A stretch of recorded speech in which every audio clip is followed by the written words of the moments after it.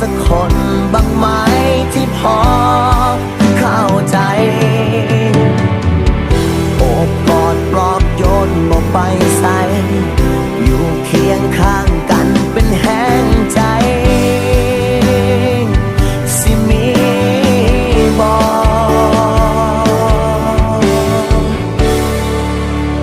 ขอร้องไห้ได้ไหมหัวใจมันเกินจะทน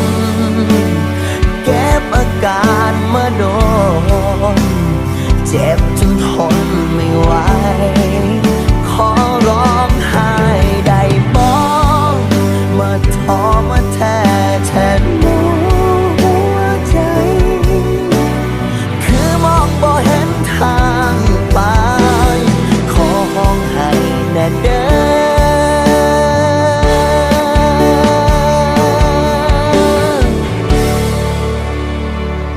ได้บอก